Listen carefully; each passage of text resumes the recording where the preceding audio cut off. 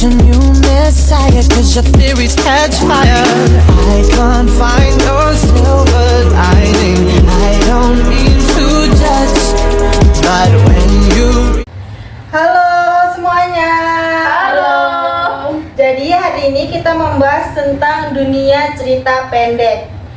Sebelumnya perkenalkan, nama saya Desi Ainur Ramasari dan sini ada teman saya. Saya Marini Vesangomatiwen. Hai semuanya, senang Hai. sekali bisa ketemu lagi di acara ini. Hari ini kita kedatangan dua tamu spesial yang sudah banyak menulis cerita pendek. Ada Kakak Nisa, Hai. seorang penulis cerita pendek yang karyanya sudah banyak diterbitkan, dan juga ada Kakak Veronica. Halo. Selamat datang Kakak berdua. Terima kasih banyak adik Desi dan Onif. Senang bisa berada di sini.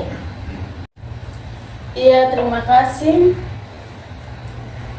Senang bisa berbagi cerita dengan kalian semua. Ya, sama-sama Kak. Jadi mari kita mulai saja ya Kak. Kak Anissa, sudah berapa lama Kakak menulis cerita pendek dan apa yang menginspirasi Kakak selama ini?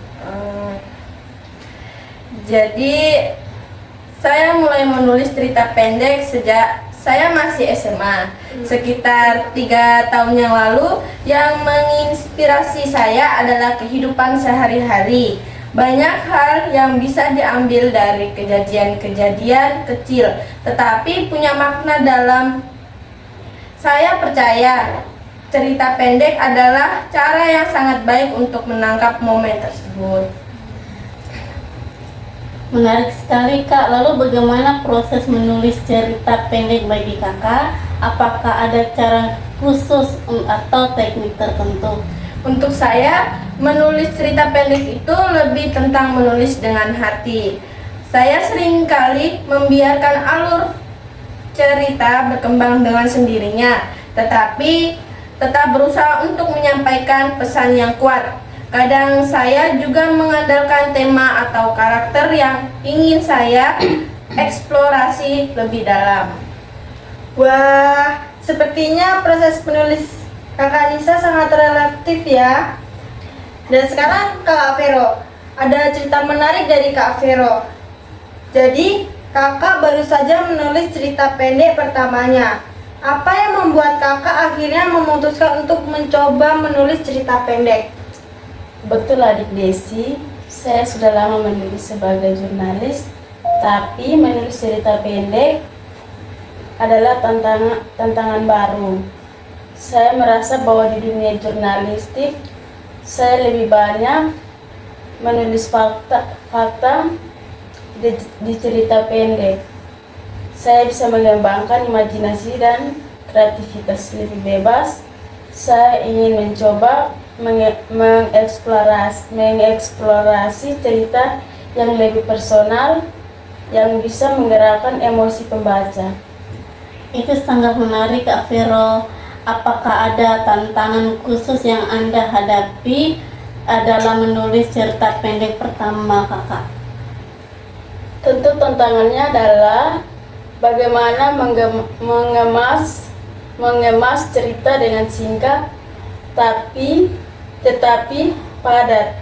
Kadang saya merasa sulit untuk menyampaikan semua yang saya inginkan saya sampaikan dalam ruangan yang terbebas.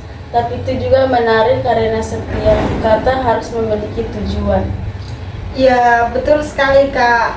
Menulis cerita pendek memang membutuhkan ketelitian dan kejelian dalam memilih kata. Kak Nisa, apakah Kakak merasa bahwa dunia cerita pendek saat ini semakin berkembang di Indonesia, dan apa harapan Kakak untuk generasi di masa depan? Ya, menurut saya cerita pendek di Indonesia sekarang semakin diterima baik oleh pembaca maupun penerbit. Banyak penulis muda yang mulai menulis cerita pendek dan membagikannya di berbagai platform. Saya berharap ke depannya cerita pendek lebih bisa dihargai dan diakui sebagai karya sastra yang punya kedalaman. Bukan hanya karena singkat, tetapi karena bisa menyampaikan pesan besar dalam waktu yang terbatas. Sangat inspiratif Kak Anissa. Kak Vero sebagai penulis pemula, apakah ada tips yang ingin Kakak bagi dengan mereka yang juga tertarik untuk menulis cerita pendek? Saya rasa yang terpenting adalah jangan takut untuk menulis. Tidak ada cara yang salah dalam menulis cerita pendek. Mulailah dengan ide yang sederhana dan berikan cerita itu berkembang.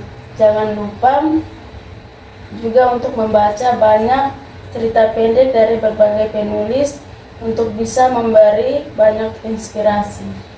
Baik, terima kasih Kak atas tips-tipsnya dari Kak Vero. Wah, pembicara kita tentang cerita pendek dan benar-benar membuka banyak wawasan ya.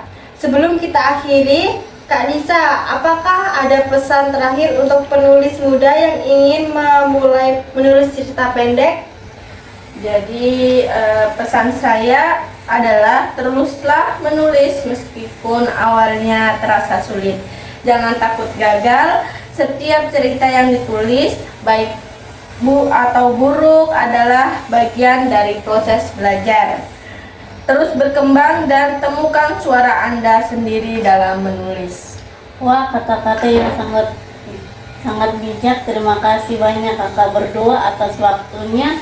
Semoga percakapan ini bisa menginspirasi lebih banyak orang untuk mulai menulis cerita pendek. Ya, betul sekali. Terima kasih juga kepada para pendengar yang sudah menyimak. Sampai jumpa ya. Selamat menulis cerita pendek. Dah.